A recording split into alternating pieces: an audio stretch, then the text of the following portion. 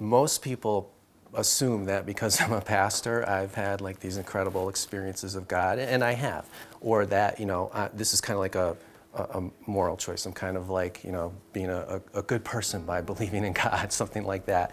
But for me, it wasn't. That's not how it all came about. It came about because I rejected everything I grew up with, all the Catholicism that was fed to me as a kid. It just didn't work. It didn't match the real world. So when I got to college, I ran away from that, and I decided that I needed to figure out what those big questions, ultimate questions, what the answers to them were. And when I went in pursuit of that truth, it led all the way back to Jesus, to Christ. I'm a pastor, but it's basically because, for me, it's the most reasonable worldview to adopt, Christianity.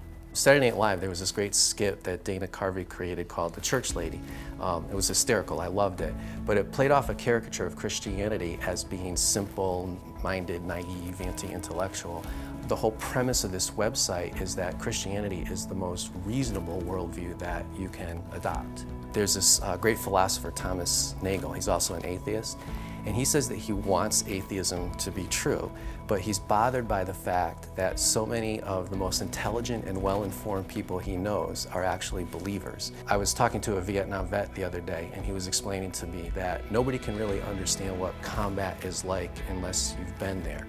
Only another vet can truly understand what he went through. That's true also for the skeptic. Only another skeptic can understand that skeptical perspective.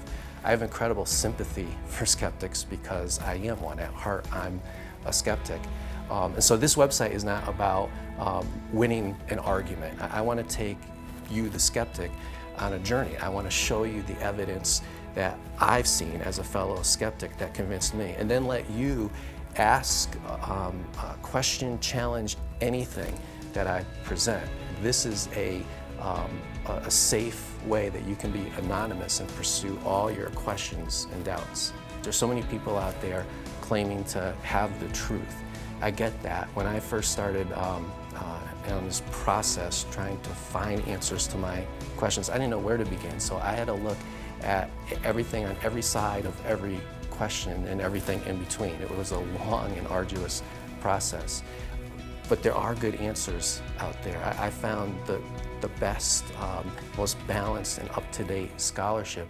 And on this site, what I'm trying to do is to kind of break that down in concrete and engaging ways by using illustrations that will make the logic of it all transparent so you can see it for yourself. It'll be self-evident. So the way this works is that I'm going to pose those most difficult questions of faith and try to answer them. Questions like, how's a reasonable person supposed to believe that Jesus rose from the dead? How can you believe in a loving God with all the senseless suffering around us? Or how can you believe that there is one God with so many different religions making so many different truth claims about who that God is? How does Jesus' death on the cross save us from our sin? I mean, that on the face of it sounds ludicrous. It sounds ridiculous. The question of, how can you trust that all this is true? This idea that there's a loving God out there, that Jesus loves you.